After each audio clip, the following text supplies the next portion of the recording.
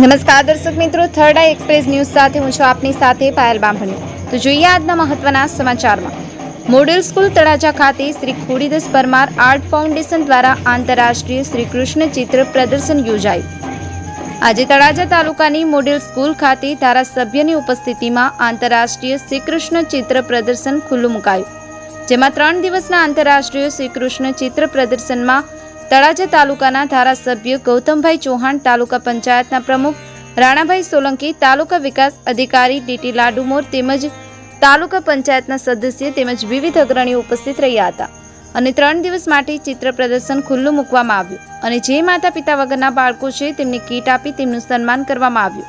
ત્યારબાદ ધારાસભ્ય દ્વારા રિબિન કાપી અને ચિત્ર પ્રદર્શનને ખુલ્લું મૂકવામાં આવ્યું।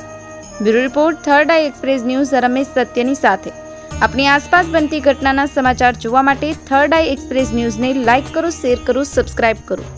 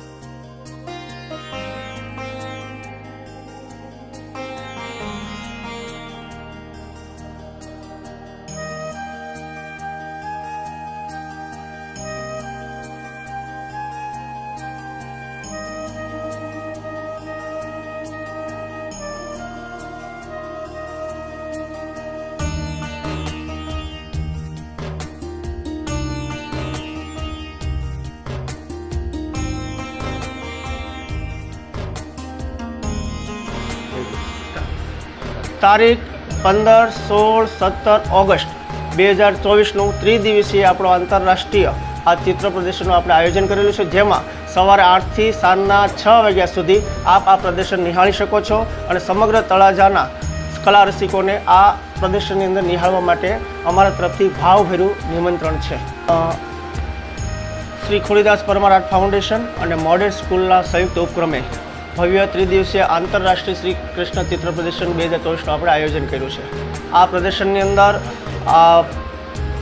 ભાવનગર જિલ્લાથી શરૂ કરી, ગુજરાતથી શરૂ કરી અને સમગ્ર રાષ્ટ્ર અને આંતરરાષ્ટ્રીય સ્તરેથી આપણને 305 ચિત્રો ઉપલબ્ધ થયેલ છે, જેમાં વિવિધ પ્રકારના ચિત્રકારોએ પોતાના ચિત્ર આપણને મોકલ્યા છે। એનું ચિત્ર પ્રદર્શન આપણે આયોજિત કર્યું છે। તેની અંદર 20 બાલ બલરામ અને કૃષ્ણ બે પ્રકારના વિભાગ રાખ્યા છે. કૃષ્ણ વિભાગમાંથી આપણે 20 કૃતિ ઉત્તમ પસંદ કરશું અને બીજા 10 કૃષ્ણ વિભાગ છે એમાંથી 10 કૃતિ ઉત્તમ આપણે પસંદ કરીશું. ઉપરાંત જે લોકો ચિત્રના રસિક છે અથવા તો જે લોકોએ કલાની ક્ષેત્રે રસ દાખ્યો છે અને સારું એવું પ્રદાન આપ્યું છે એ લોકોને આપણે કલાભૂષણ એવોર્ડ પણ ખોડીદાસ પરમાર આર્ટ ફાઉન્ડેશન અને મોડેલ સ્કૂલના સંયુક્ત ઉપક્રમે આપવા જઈ રહ્યા છીએ. વિશેષ ખાસ તો આજે સાંજે 4 વાગે ધારાસભ્ય શ્રી ગૌતમભાઈના હસ્તે આનો ઉદ્ઘાટન સમારોહ રાખ્યો છે અને તેમાં તેની અંદર સંતો મહંતો પ્રતિષ્ઠિત મહાનુભાવો સૌ ઉપસ્થિત રહેવાના છે. આ કાર્યક્રમ અંતર્ગત 100 બાળકો એવા જેને માતા પિતા ન હોય અથવા તો પોતે દિવ્યાંગ હોય એવા બાળકોને આપણે શૈક્ષણિક કીટ આપીને પ્રોત્સાહિત કરવાના છે. અને આ કાર્યક્રમ સમગ્ર જે છે એનો મુખ્ય ઉદ્દેશ વિદ્યાદાન મહાદાન છે. આમાંથી જે કાંઈ ચિત્ર લોકો ખરીદશે એનાથી આ જે કાંઈ પૈસો આવશે તે માતા પિતાના વિહોણા બાળકો અને દિવ્યાંગ બાળકો વિશે આપણે એને સહયોગ માટે ઉપયોગ કરીશું. અસ્તુ, ધન્યવાદ.